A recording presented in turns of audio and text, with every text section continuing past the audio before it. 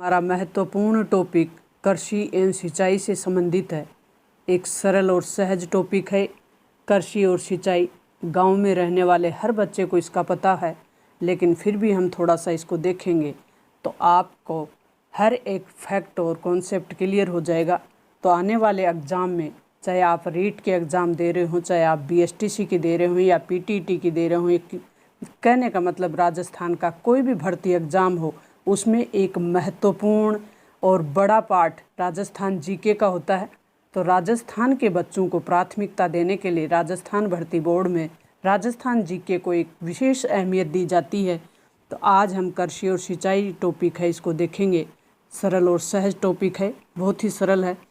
होली की छुट्टियों में मनोज अपने मम्मी पापा के साथ गांव जा रहा होता है और रास्ते में चारों ओर फसल खड़ी है। तो मनोज उत्सुक है कि पापा ये कौन सी फसल है। तो पापा के द्वारा बताया जाता है कि ये गेहूं की फसल है और गांव के अधिकांश लोग खेती करते हैं। किसान फसल बोता है, देखभाल करता है, उत्पादन करता है। कहने का मतलब खाद्यान्न उत्पादन करता है और खाद्यान्न हमारे भोजन का मुख्य अंग है। इस तरीके से बच्चे की जिज्ञासा को पूरा किया जाता है। तो कृषि का महत्व, कृषि के महत्व को देखेंगे हम कि कृषि एक प्राथमिक कार्य है। कृषि, पशुपालन, मछली पालन, ये जियोग्राफी में हम पढ़ते हैं तो प्राथमिक कार्य हैं। उद्योग द्वितीय कार्य में आते हैं और जो व्यवसाय हैं वो सेवा क्षेत्र है, ये तृतीय क्षेत्र में आते हैं। तो इस तरीके से हम कृषि की बात कर रहे हैं। तो आज कृषि प्राथमिक व्यवसाय है। फसल उगाकर खाद्यान्न एवं अन्न पैदा करना कृषि कहलाता है और राज्य की लगभग 2/3 जनसंख्या जो है कृषि कार्य में लगी हुई है। राज्य की अधिकांश जनसंख्या कृषि और कृषि से संबंधित कार्य करके अपनी रोजी रोटी कमाती है और कृषि से उद्योगों को कच्चा माल मिलता है, जिससे राज्य की अर्थव्यवस्था को गति मिलती है। अब हम देखेंगे कि प्रमुख फसलें कौन सी हैं। राजस्थान में कौन कौन सी फसल उगाई जाती हैं। तो राज्य में फसल एक निश्चित तापमान, मात्रा, मृदा और उसकी जलवायु की आवश्यकता होती है, उसके अनुसार फसल बोई जाती है। यानी मौसम के अनुसार अलग अलग फसल बोई जाती है। तो हम देख लेते हैं रबी की फसल में कौन सी फसलें बोई जाती हैं, खरीफ की फसल कौन सी हैं और जायद की फसलें कौन सी हैं। 3 प्रकार की फसलें हैं, रबी, खरीफ और जायद।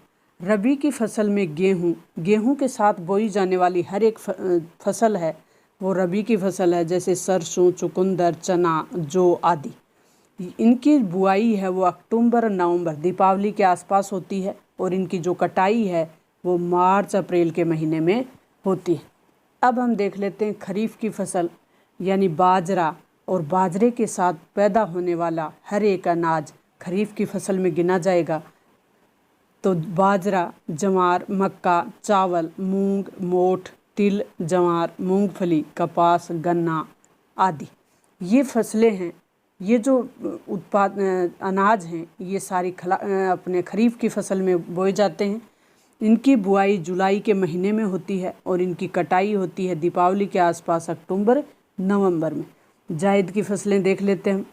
फल है तरबूजा, खरबूजा, सब्जी, ककड़ी आदि, ये जायद की फसलें कहलाती हैं और इनकी बुआई अप्रैल के महीने में होती है और इनकी कटाई जून में हो जाती है।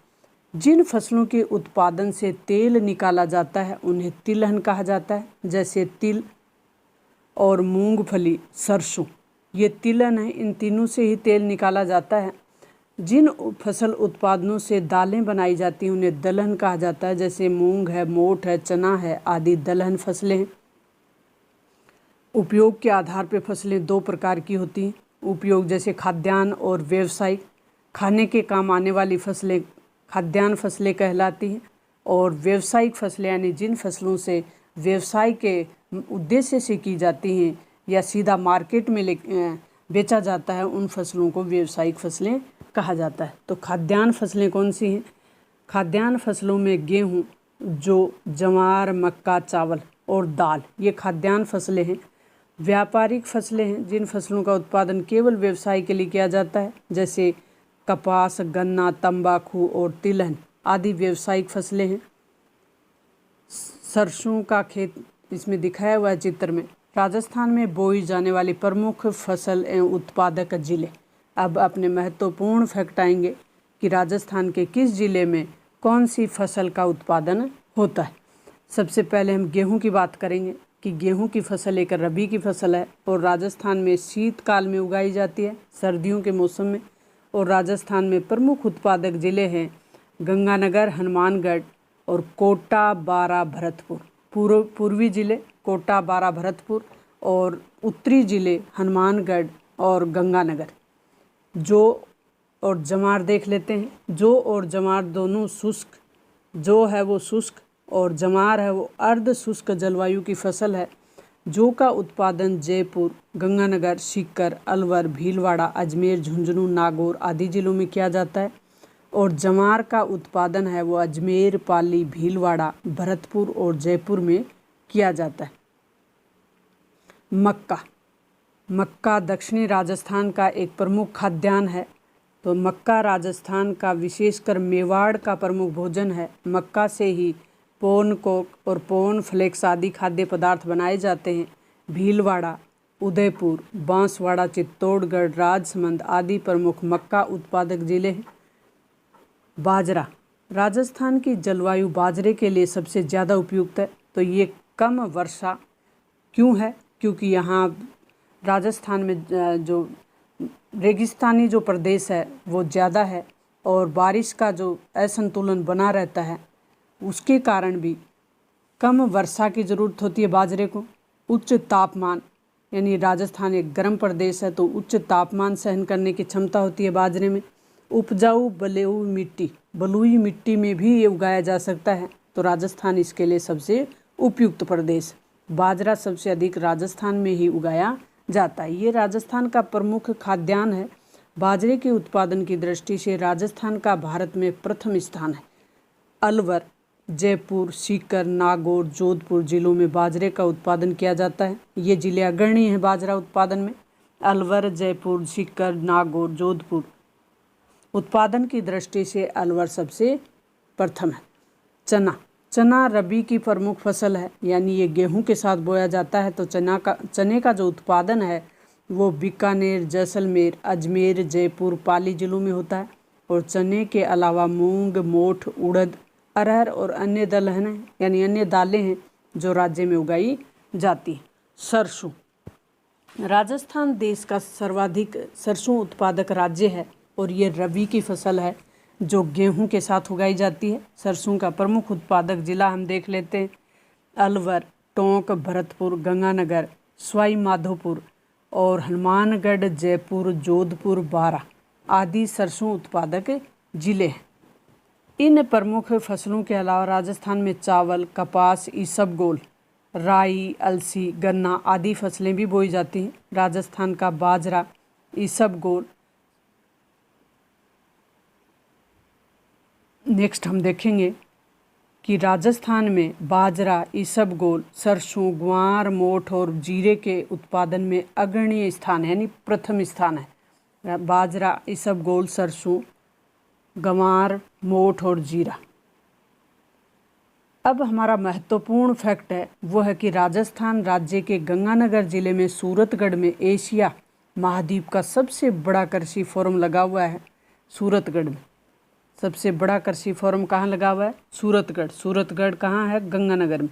सिंचाई के प्रमुख साधन, फसल के उत्पादन के लिए पानी की आवश्यकता होती है और कम वर्षा वाले क्षेत्रों में शुष्क कृषि एवं अधिक वर्षा वाले क्षेत्रों में आर्द्र कृषि की जाती है। सिंचाई की सहायता से फसलों का उत्पादन सिंचित कृषि कहलाती है। विभिन्न क्षेत्रों में विभिन्न प्रकार के सिंचाई के साधन काम में लिए जाते हैं और राजस्थान में सिंचाई के प्रमुख साधन हैं कुएं, नलकूप, नहर, तालाब आदि। ये फैक्ट क्लियर रखें आप।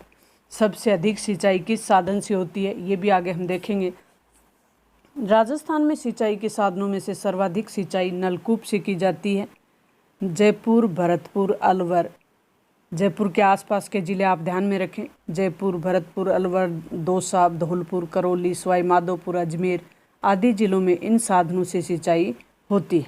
सबसे अधिक नलकूप से सिंचाई कहाँ होती है? जयपुर के आसपास के जिलों में। ये चित्र द्वारा दिखाया हुआ है कि कुआं किस प्रकार का होता है। नलकूप शहरों में रहने वाले बच्चों को कम ध्यान रहता है, तो नलकूप इस तरीके से होता है। ये नलकूप का चित्र दिखाया हुआ है अपने को। कुआं एक गहरा खड्डा होता है, नलकूप, तालाब और नहर। राजस्थान में इंदिरा गांधी नहर गंगानगर, हनुमानगढ़, बीकानेर, जैसलमेर जिले में नहरी सिंचाई की जाती है इंदिरा गांधी नहर से। नेक्स्ट जब वीडियो हम लेके आएंगे उसमें महत्वपूर्ण सिंचाई परियोजना होंगी, उनमें इंदिरा गांधी नहर के बारे में थोड़ा विस्तार से हम चर्चा करेंगे। भीलवाड़ा, बूंदी, कोटा, अलवर, टोंक, चित्तौड़गढ़, बांसवाड़ा, डूंगरपुर, उदयपुर, अजमेर, जोधपुर, पाली, जालोर इत्यादि जिलों में नहरी सिंचाई होती है। राजस्थान में सकल सिंचित क्षेत्र का सिंचाई के साधनों का वर्गीकरण इस तरीके से है। ये 2016-17 का आंकड़ा है।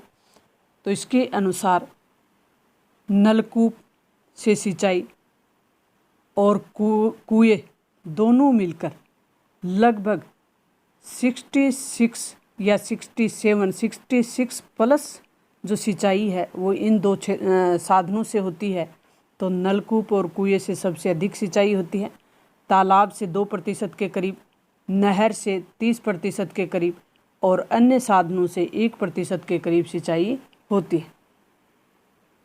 कई बार प्रतिशत दे दिया जाता है कि नलकूप और कुएं से कितनी सिंचाई की जाती है, तो दोनों को जोड़ के यानी 60+ % है वो नहर और नलकूप से कुएं और नलकूप से सिंचाई होती है। नेक्स्ट हम देखेंगे कि भूजल में अत्यधिक उपयोग से भूमिगत जल का जो स्तर है वो नीचे जा रहा है। वर्षा जल के संरक्षण एवं प्राकृतिक जल के स्रोत के पुनरुद्धार की आवश्यकता है। कुएं और नलकूपों से की जाने वाली सिंचाई अगर फुहारा पद्धति या कहें कि बूंद बूंद सिंचाई पद्धति से की जाए तो जल की बचत होती है। धोरे और नहरें अगर पक्की बना ली जाएं तो भी जल की बचत होती है। वाटरमैन के नाम से प्रसिद्ध जल पुरुष राजेंद्र सिंह, नाम याद रखें आप। वाटरमैन के नाम से कौन प्रसिद्ध हैं? जल पुरुष के नाम से कौन प्रसिद्ध हैं? राजेंद्र सिंह, जो पर्यावरण कार्यकर्ता हैं और वे जल संरक्षण के क्षेत्र में कार्य करने के लिए प्रसिद्ध हैं। और इन्होंने नौकरी छोड़कर और घर का सामान बेचकर राजस्थान जैसे राज्य के लिए जल संकट को उभारने के लिए, राजस्थान में जल संकट कम से कम हो या राजस्थान को जल संकट से उभारने के लिए इन्होंने काम किया।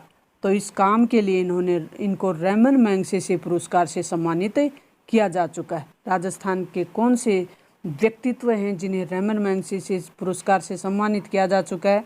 वो हैं राजेंद्र सिंह, जो कि वाटरमैन या जल पुरुष के नाम से प्रसिद्ध है। ये एक प्रमुख का पर्यावरण कार्य करता है। इस तरीके से हमने अपना कृषि वाला जो चैप्टर है, कृषि और सिंचाई का, इसको सरल और सहज तरीके से करने का प्रयास किया है। आपको महत्वपूर्ण और इम्पोर्टेंट फैक्ट बताए गए हैं। मुझे उम्मीद है कि आपको ये ज़रूर ही समझ में आ गया होगा, और अगर समझ में आया है तो अपने दोस्तों के साथ शेयर करें। नए हैं तो चैनल को सब्सक्राइब कर लें, क्योंकि जो अपने वर्तमान विद्यालयों में चलने वाले पाठ्यक्रम है राजस्थान अध्ययन का, उसके एक ऑथेंटिक कंटेंट आप तक उपलब्ध कराने का प्रयास रहेगा। राजस्थान में इतनी बड़े स्तर पे भर्तियां अभी चल रही हैं, विज्ञापन आए हुए हैं, उन सब के फॉर्म अप्लाई हो रहे हैं। आगे नेक्स्ट आने वाले जो पीटीईटी और बीएसटीसी के एग्ज़ाम है, उन सब को ध्यान में रखते हुए आपके लिए ये महत्वपूर्ण और इम्पोर्टेंट कंटेंट मेरे द्वारा उपलब्ध करवाया जाता है। मुझे उम्मीद है कि इससे हर बच्चा लाभान्वित होगा। तो जो बच्चे अपने माँ बाप के सपनों को पूरा करने का प्रयास कर रहे हैं, जिनके सपनों में जान है, हौसलों से उड़ना चाह रहे हैं, वो ज़रूर सक्सेस होंगे। अब हम अभ्यास प्रश्न करेंगे कि हमने जो ऊपर पढ़ा है वो अपने को कितना याद हुआ है। रबी की फसल का अपने को समूह चयन करना है, तो रबी की फसल गेहूँ, चना, सरसों तीनों हो जाएंगे।